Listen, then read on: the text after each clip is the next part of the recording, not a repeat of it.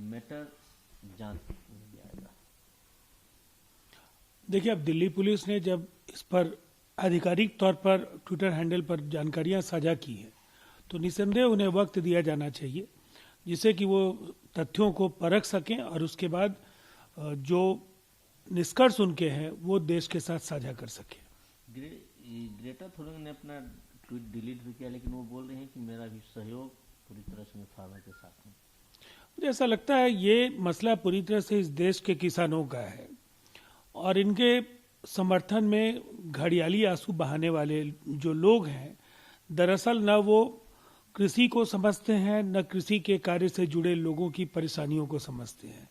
सिवाय फॉलोअर्स बढ़ाना और सुर्खियों में बने रहने के लिए किसान आंदोलन का इस्तेमाल करना, इनके मन में इन किसानों के लिए कुछ अच्छा करने की इच्छा कतई नहीं है, केवल वो इसका भावनात्मक शोषण कर रहे हैं। टिकैत ने कहा है कि 6 फरवरी को 3 घंटे का चक्का जाम दिल्ली में नहीं रहेगा, दिल्ली से बाहर रहेगा। देखिए, जिस तरह से कोरोना की वजह से देश की अर्थव्यवस्था को एक गहरा आघात पहुंचा है, पूरा विश्व आज आर्थिक मंदी के जकड़ में है और लंबे समय से 71वां दिन आज किसान आंदोलन का है। लाखों करोड़ रुपए का नुकसान इस देश को हो चुका है। सरकार चाहती है बातचीत की मेज पर आकर के समाधान किसान संगठन करें। मुझे लगता है ये हठधर्मिता है, उन्हें जरूर केंद्र सरकार के प्रस्ताव के साथ खड़े होना चाहिए और जहां जो मुनासिब संशोधन की गुंजाइश है उसके लिए उन्हें अपनी ओर से भी पहल करनी चाहिए। जिस तरह से ग्रेटा थनबर्ग और मियां खलीफा ने सपोर्ट किया किसान आंदोलन को, इस पर राकेश सिंह टिकैत ने कहा कि क्या मैं उन्हें जानता तो नहीं हूं, अगर किया होगा तो किया होगा सपोर्ट। देखिए, अब हो सकता है वो नहीं जानते हो, इसलिए उन्हें बेनिफिट ऑफ डाउट दिया जाना चाहिए, इसलिए कि ये इतने मशहूर लोग भी नहीं है जिन्हें हर व्यक्ति जाने। लेकिन बड़ा सवाल ये है कि ऐसे लोगों के खिलाफ खुल करके बोलना पड़ेगा किसान संगठन के नेताओं को भी, ये कह करके कि उन्हें नहीं जानते और वो अगर बोल रहे हैं तो बोलते रहें, ये बीच का रास्ता है। इस पर स्पष्ट तौर पर भारत के अंदरूनी मामलों में जो लोग भी दखल देने की कोशिश कर रहे हैं उन्हें करारा जवाब किसान संगठनों को देना चाहिए। ममता बनर्जी ने कहा है कि बीजेपी बंगाल चुनाव को जीतने के लिए जो बागी हैं टीएमसी के, उसका इस्तेमाल कर रही हैं, लेकिन टीएमसी के जो लोग जा रहे हैं उनको याद रखना चाहिए कि वो लोग राइटर्स हैं, राइट फैलाना उनका काम है, दंगा फैलाना।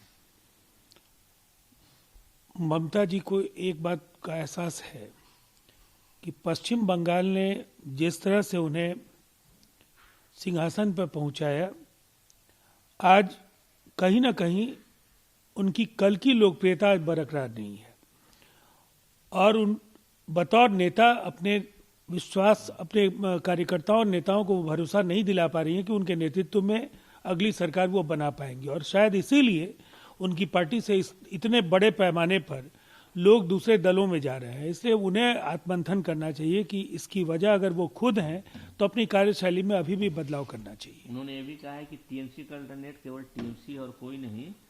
उन्होंने अपने पुराने स्लोगन को बोला है कि चाइना चाइना, बीजेपी के चाइना, चाइना चाइना, दंगा चाइना, लुटेरा चाइना, भ्रष्टाचार चाइना।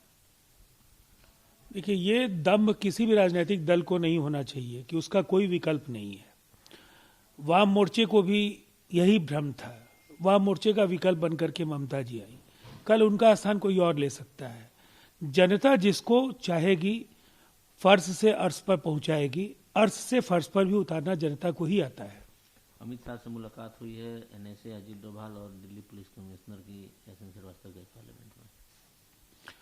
किसान आंदोलन को लेकर के निश्चित तौर पर जो तैयारियां हैं उस पर समीक्षा की गुंजाइश निरंतर बनी हुई है और जो कुछ 26 जनवरी को हुआ है, कहीं ना कहीं पूरी दुनिया में भारत आज खबरों में है और इसीलिए दिल्ली पुलिस के लिए एक बड़ी चुनौती है कि स्थिति को पूरी तरह से नियंत्रित रखा जा सके। अपोजिशन ने केंद्र सरकार पर हमला किया और कहा है कि मोनोलॉग बंद कीजिए, डायलॉग शुरू कीजिए।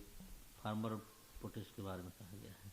उनकी भूमिका क्या है? कल तक जिन प्रावधानों की वकालत वो कर रहे थे, अपने घोषणा पत्र में कांग्रेस ने एसेंशियल कमोडिटीज एक्ट और एपीएमसी एक्ट को हटाए जाने की बात कही थी। और देश को याद है कि 2010 में एनसीपी के सुप्रीमो शरद पवार जी ने बतौर केंद्रीय मंत्री बाजाप्ता जिन प्रावधानों की आज मुखालफत वो कर रहे हैं, इनके समर्थन में उन्होंने मुख्यमंत्रियों से पत्राचार किया था। आप पार्टी के नेताओं के भी स्टैंड समय के साथ बदल रहे हैं। उनका खुद का सरकार, उनकी सरकार का जो फैसला है उनके पाखंड का खुलासा करता है। इसीलिए किसान संगठन कुछ भी कह सकते हैं, लेकिन इन दलों को कम से कम इसमें सियासत की रोटी नहीं सेकनी चाहिए। ये शशिकला 8 तारीख को तमिलनाडु लौटेंगी। एआईएडीएमके ने उनके खिलाफ पुलिस कंप्लेन किया है, एआईएडीएमके का झंडा इस्तेमाल करने के लिए। अब देखिए, दो दलों के बीच ऐसे विवाद अस्वाभाविक नहीं है और स्थानीय पुलिस दोनों पक्षों से बातचीत करके ही किसी समाधान पर पहुंचेगी, ऐसी अपेक्षा पूरे देश को है।